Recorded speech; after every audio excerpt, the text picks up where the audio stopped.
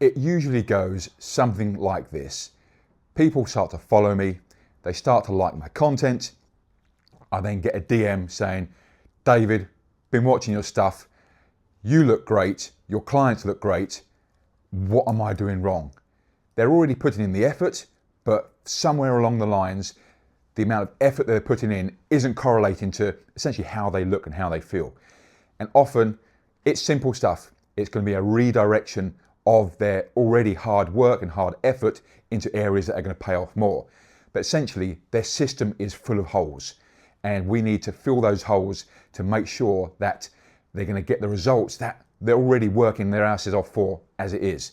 These are normally the 5 red flags that pop up when I start working with somebody. I start going through their intake forms to see where their own system is breaking down and how we can fix things to get them moving in the right track, to get them the results that they're already working hard for.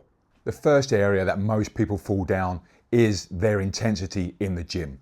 I know people swear that they're pushing themselves hard, but it's incredibly subjective. I know this because I do it myself. There are plenty of days where I do just cruise through my training. I might beat the reps I did before or increase the weight a little bit, and yes, that does help, but it doesn't move the needle enough. And if you have too many sessions like this, then it's just not going to do the job. And this is where I would say nearly every single person I've worked with over the last 20 years, when they've come to me, this has been an issue. Now, there's always debate around how much intensity you can put into sessions. Should you go to failure? Are you doing drop sets, this, that, or the other? Doesn't need to be as complex as that. But being close enough to failure to generate stimulus and get the response from your body that you're after is key and is crucial. And I can tell when people send through their first week of training that they've not gone to the intensity that I've specified.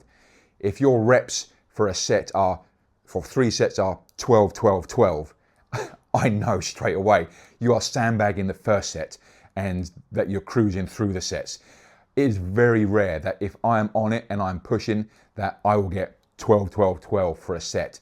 It might look something like 14, 11, 10, because you've pushed so close to failure on the first set that the fatigue has built up to then be dissipated and dropping off. You can't get the same amount of effort for the subsequent sets.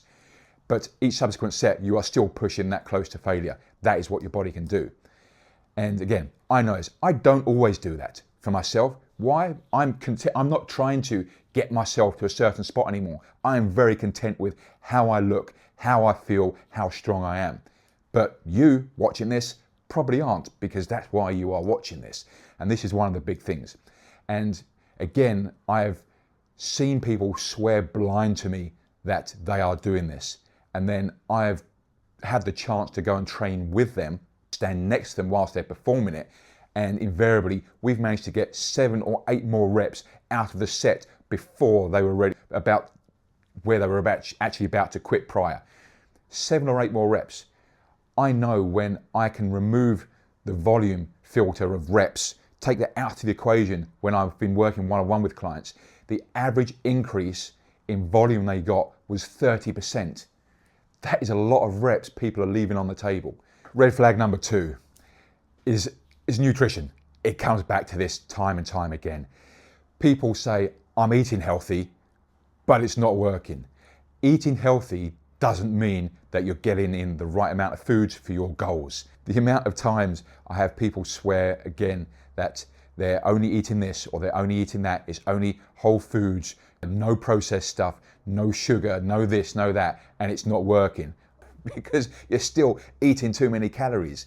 It comes back, as much as people want to deny it, it comes back to calories in, calories out. I know that's a bit more simplistic than some people want to entertain, but it really does come down to that. How can I get shredded for stage by eating pizzas and donuts, and really wasn't a very whole food approach at all. It was an experiment to show people what could be done. I got shredded. I had striated glutes. I was on stage shredded, and I'd eaten not very good food for a lot of it. Is that great for my health? Long term, no. As an experiment, it was what it was. But ultimately, it still comes back to your calories, the composition of those calories. Now, yes, I do promote a whole food approach, but within the context of calories and macros. Eating like an adult, brilliant. You're already a lot of the way there, more than the vast majority of the population, probably of most first world countries. But it's not just about the quality of the food, it's the amount of calories within those as well. They do count, they do matter. So eat like an adult, but also track like a grown-up. You won't have to track forever, but let's get you to where you want to first. At the moment, what you're doing isn't working. We need to get that right. And that's where you need to tighten up things to start. So red flag number 3 is that you treat cardio like punishment. You absolutely slog yourself in a spin class, or you've overeaten perhaps yesterday, and then you've gone and smashed yourself going to do a run today to try and burn it all off, or you're not sure what to do or why the scale's not moving, so you just throw in a load of cardio anyway. Cardio, whilst it does increase energy expenditure, cool, that can help with the pursuit of fat loss. Cardio should be strategically implemented to help and assist with the journey, not absolutely derail it like you're doing now. I see, and predominantly this is a female thing, and a lot of that is down to the social conditioning that's happened over the years. Women must be on a treadmill, women must be doing aerobic classes, all this bullshit. But people end up doing the cardio because they don't know what else to do. I need to lose weight, I'm going to start running. No, let's look at the other things that are going to get you there quicker, faster, safer, more effective first. Cardio should be about heart health.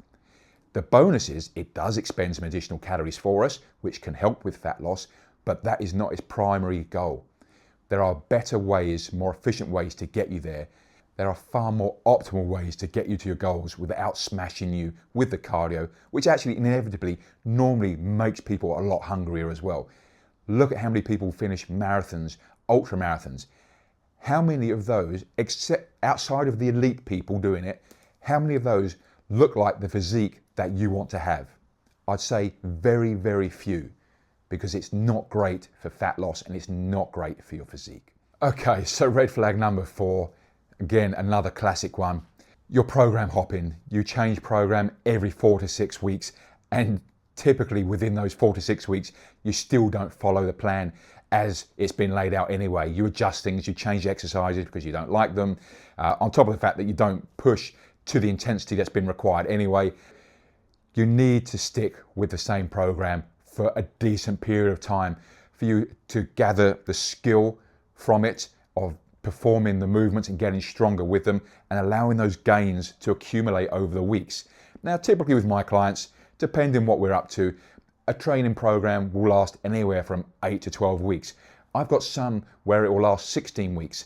You could use, theoretically, the same training program for several months, just making small alterations here or there and still be making progress week on week on week. You should be looking to keep that program for as long as it's still working. And by working, I don't mean that you're bored or that you don't like this exercise and you need to swap it out and that's not working. You need to keep with this same program where if you are still beating the weights or increasing your reps session on session, week on week, that program is still working. It's not broken. Keep doing that and then watch the gains, watch your physique change as a result of that. Stop changing every 4 to 6 weeks or even less than that, like many people do. You need structure, you need routine, your body needs to gather that skill, gain that skill and that momentum to let the results compound over time. Stick with the program. And finally, red flag number 5 is people say, I'm stronger than I was, but I still look the same. And this again is because of everything else we've just mentioned. You're putting in the effort, you are getting stronger, but it is that intensity with training. It is that nutrition to tie up with the specific phase of training you're in. How you train when you're going in a fat loss phase is going to be different to how you train when you're trying to build muscle. Have you even tried to go into a calorie surplus to build muscle? These are all the things that come into the bigger picture of getting you to where you want to. It might not just be an 8-week fat loss phase that gets you to where you want to. It might be multiple phases of fat loss, maintenance, calorie surplus, maintenance, fat loss. Again, everyone is individual. It depends on where you're at now. The great news is though, you're already doing a lot of the fucking work as it is. You're putting in the time to training. You are doing your best to eat well, but we need to refocus those efforts into the areas that will pay off the most, fine tune them, dial them in, whatever you want to call it, that little bit more, so we can get the most out of what you're already doing and start getting your progress going up and not just maintaining, mainlining. We don't want that. We want you to be fucking winning. You're already doing more than the vast majority of people. Let's actually make it count. There you have it, 5 of the most common red flags that I come across on a daily basis with people stuck like yourself. It's not a motivation issue, it's a system issue. There might be one red flag in there, but that one red flag is enough to derail your progress almost completely. There might be more in there. You're already putting in the hard work. You just need to fix the holes in your system, and that's where the progress will suddenly start to skyrocket. Now, well done for making it this far. If some of these red flags do sound familiar and you really are just tired of slogging and not getting the progress that you really are putting in the work for, because that's the most frustrating part. You know you're working hard, but it's not clicking. So if that sounds like you, then click the link below. My P3 method sorts this out. We deep dive into everything. We work out a plan custom built for you from scratch to get you the results that you're already working your asses off for. Click the link below.